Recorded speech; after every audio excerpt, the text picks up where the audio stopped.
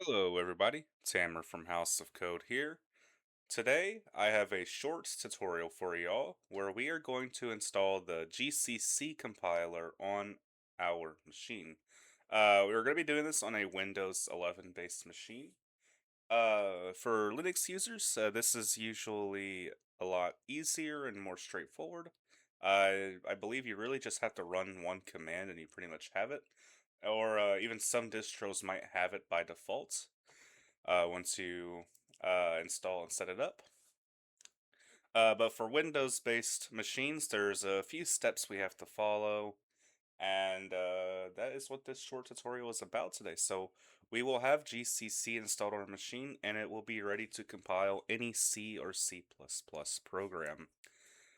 To get started, we're going to go to this link here in our browser. This is the perfect guide for getting it set up, especially for Visual Studio's Code, which in my opinion is the best IDE for C and C++ development.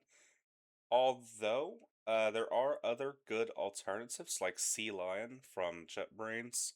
As long as we have GCC installed on our machine, we could really use any IDE of our choice. But anyways, we're going to go to this link on here, code.visualstudio.com/docs cpp config mingw. I will have this linked in the description for you guys to just quickly head to.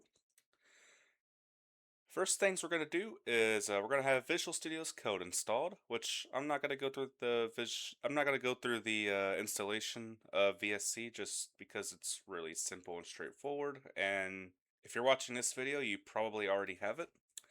Um, but I will show you the extension pack, which I'll just open it up right here and go to extensions. I recommend that you just install this right here, the C++ extension pack. I believe by default it'll install these other three extensions made by Microsoft. If not, you really just have to um, install the other three yourself, but that's fine. I also recommend installing Code Runner. This will allow us to just be able to run our C programs.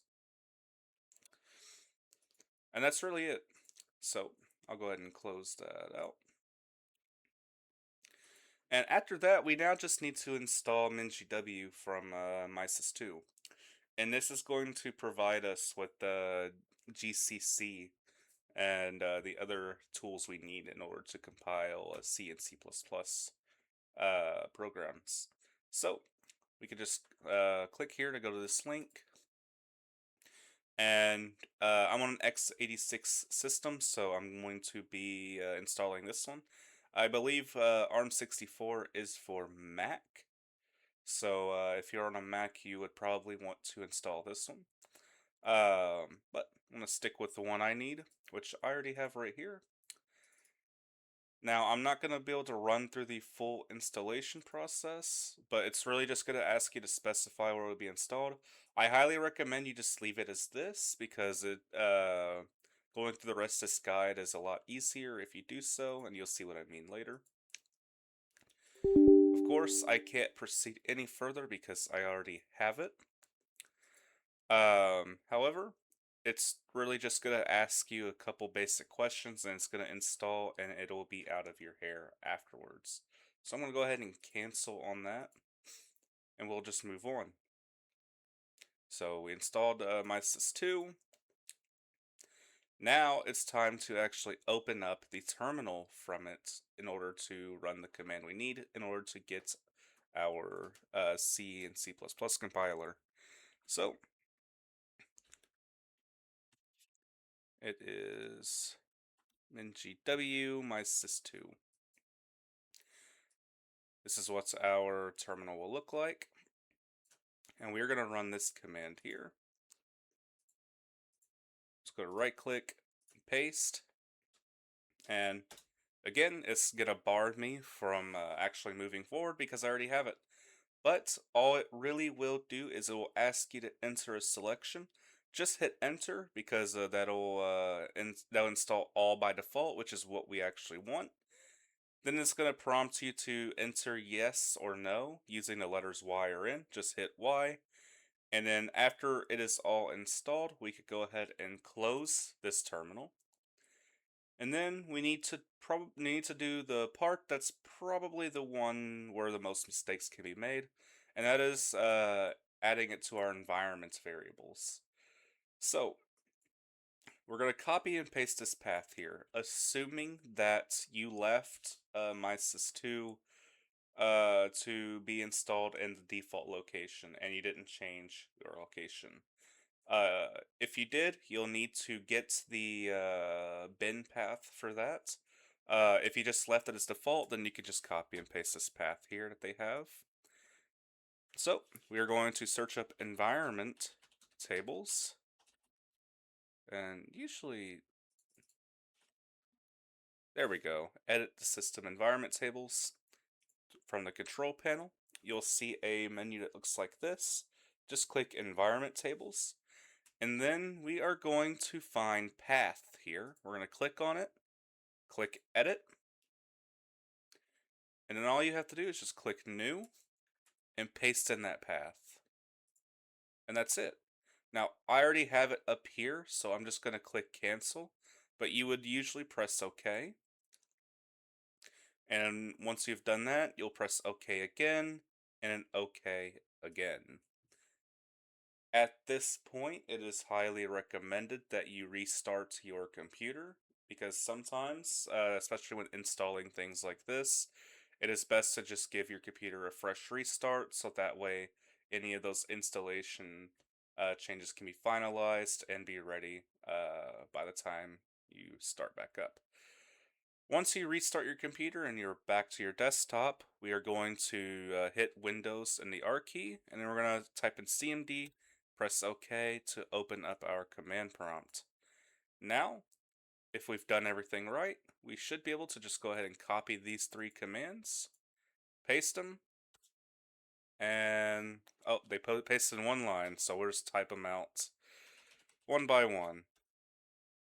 GCC -- version. Alright, so we got a response back from that. We're going to do the same thing for G++, like it says. Same thing, and in GDB. And look at that. We have all of the things we need to go ahead and start compiling. Cool. So, if you've made it to this part and you see these messages in our command prompt, we are good to go. We have GCC installed. If you don't see these, if it's telling you that that is an invalid or unknown command, then you've likely made a mistake somewhere within adding that to your path. Just try and do that again, restart your computer, and then it should be good from there. And now that we've done that, let's go ahead and actually test out our GCC compiler. So, I'm going to actually open up Visual Studio's code. And I'm going to come over here and actually open up a new workspace.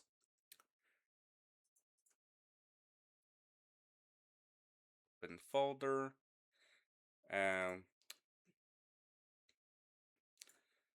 we'll just make a new C. What is this? Ah, this is just an old assignment I had. Okay. New folder. C tutorial. There we go. And then main.c, that is the file. And then we're just going to type in something like include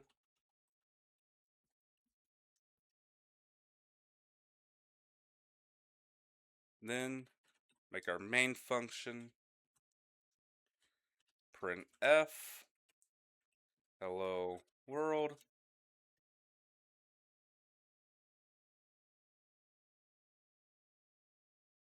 Subscribe to House of Code for more tutorials. Sorry guys, you know I gotta sell out a little bit. Alright. Close that chat out. And then we should be able to just go ahead and run. And it compiled. We have our exe. And we have outputted to the terminal. Um, there's also another way we could have just compiled this. So if I wanted to just delete that, I could open this up in a integrated terminal, and I could just say GCC main.c-o, and we call it main. And then now compile our C code, and then we could, if we wanted to, I could just open this in the File Explorer. I could click it. Granted, it's gonna open up my terminal and then kill it because, well, I didn't have it pause here before returning. But that'll allow us to just double click on our program we just compiled and run it that way. So, that is pretty much it for this tutorial. We have managed to compile our C program within 10 minutes. So, it is quite a few steps compared to if you're doing this on Linux. But they're relatively easy. Granted, you just follow the instructions and do everything as I did in this video. If you guys enjoyed and would like to see more tutorials like this one, especially more C related tutorials, be sure to let me know. I've been getting more into C related content lately, and you guys seem to have been enjoying it, so I would be more than happy to make more of that. Let me know what you'd like to see in the next tutorial in the comments down below. And don't forget to join my Discord server. The link will be in the description. There will be notifications for every upload, as well as sometimes sneak peeks to future uploads. But without further ado, be sure to leave a like, subscribe, and you all have a great day.